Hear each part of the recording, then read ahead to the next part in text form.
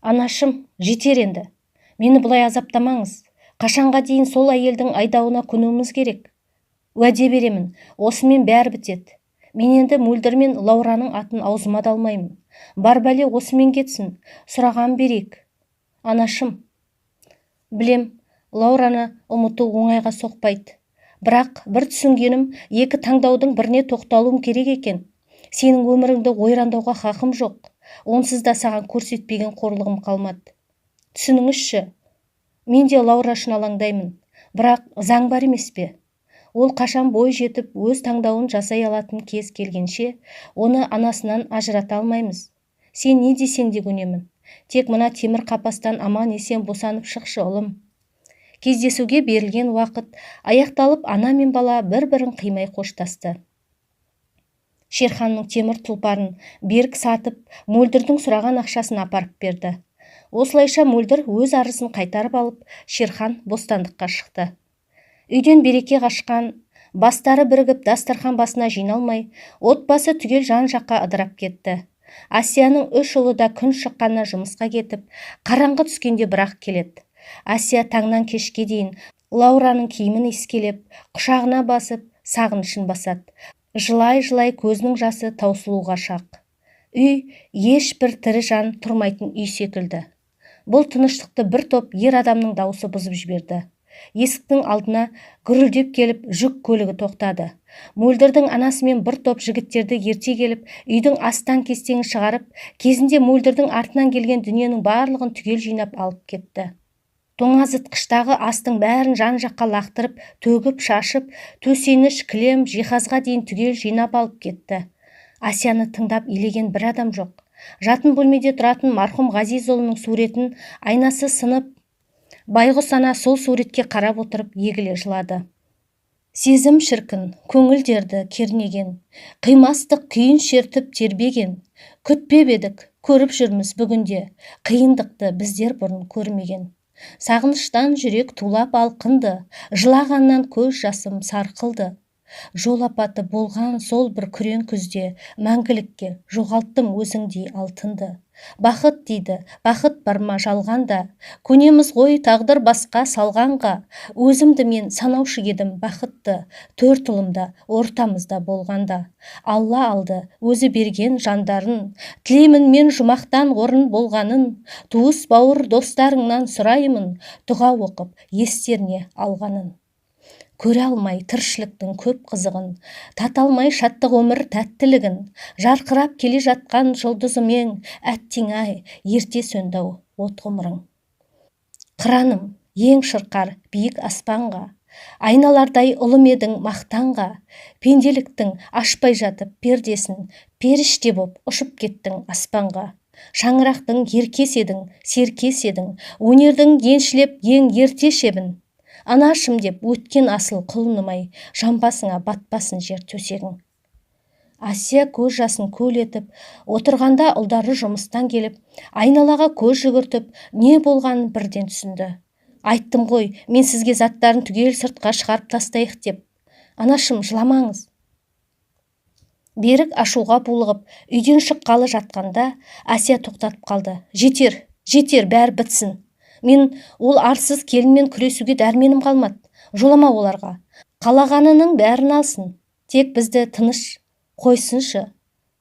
Анашым, жыламаңыз. 3 ұлы жан-жақтан анасын құшақтап жұбатып, көзінің жасын сүртіп, үй ішін ретке келтірді. Бірі еден жуып, бірі сыпырып, жұмыстан шаршап келгендеріне қарамастан таңға дейін тыным таппады. Асияның бар ойы Ғазизұлының жалғыз ізін жалғар қызы Лаурада. Күні түні ойлай, ой түбіне жете алар емес. Күндіз күлкі, түнде ұйқыдан айырылды. Ел жұрт арасында жайылған бұл отбасы жайлы түрлі өсектер Асияның құлағына да жетіп отырды. Тесік құлақ болған соң естімеуі мүмкін емес қой. Әр адамның сөзін жүрегіне жақын қабылдап, жүйкесі жұқарып, дәрмені таусылып, өмірге деген құлшынысы төмендеп, төсек тартып жатып қалды. Анасы үшін қатты алаңдаған ұлдарынан да маза кетті. Анашым, бұл жерден көшіп кетейікші. Балам-ау, қайда барамыз? Бізді ешкім танымайтын басқа қалаға қоныс аударайық. Жаңа орта, жаңа дос табайық. Әкеңнен қалған Ғазизімнің иісі сіңген мына үйді қалай қиып тастап кетемін.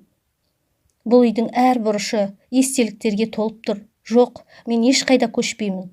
Мен өлген соң қалаған жақтарыңа кете беріңдер. Өлсем осы үйден өлігім шықсын. Шерхан мен бауырлары қанша үгіттесе де анасын көндіре алмады.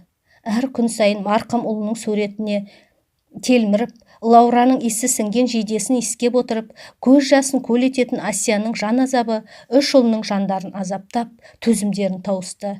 Шерхан анасынан жасырын түрде ақылдаспай тұрып жатқан үйлерін сатып жіберді.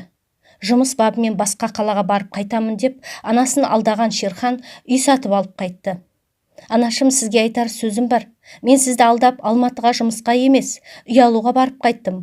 Жаңа үй сатып алдым. Бар жағдайы жасалған. Мына үйден ештеңе алмаймыз. Мен бәрін сатып алдым.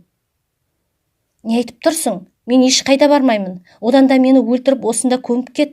Апа, жетер енді. Сіздің қырсықтығыңыздан шаршадым. Осы күнге дейін сіздің әрбір шешіміңізге құрметпен қарап, дегеніңізге көніп келдім. Ал нәтижесі не болды? Жұртқа мазақ болдық. Көшеде жүруге арланатын күйге түстік. Төзім таусылды. Өлген адам өлді. Өлгеннен артық өлмек жоқ. Тірі адам тіршілігін жасау керек емес пе? Тек ғазизім деп өмір сүріп келесіз. Сонда не, біз тоқалдан тудық па? Бір сәт бізді де ойласаңыз қайтеді? Жасым болса 30-ға таяды. Осы баламды үйлендіріп, үйлі жайлы етсем деп ойлайсыз ба, жоқ па? Мен де пендемін ғой. Адам құсап, өмір сүруге мұрша берсеңізші. Балам, не балам? Балам дейсіз-ау, бірақ менің көзімдегі мұңды көрмейсіз. Кешірші мені, ұлым. Мені таңдауға мәжбүр етпеңіз. Бізбен бірге кетесіз бе? Егер сен солай шешім қабылдасаң, жарайды, көнбеске амалым бар ма? Шерхан анасы мен бауырларын ертіп, өзге қалаға қоныс аударды. Жаңа орта, жаңа жұмыс, жаңа таныс тауып, көп ұзамай ибалы, тәрбиелі қызға үйленді.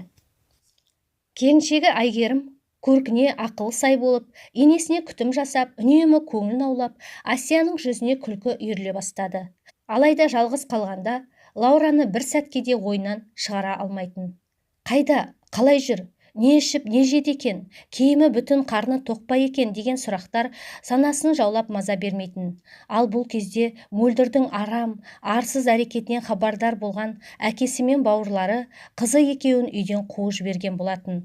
Барар жері болмай, Асияның үйіне келіп, олардың із-түссіз артынан із қалдырмай көшіп кеткенін біліп, бармақ шайнады. Әр жерде пәтер жалдап, арын сатып, жалдаған үйін жын ойнаққа айналдырып, үй иесі үйден қуып, қызы екеуі тентіреп жүретін.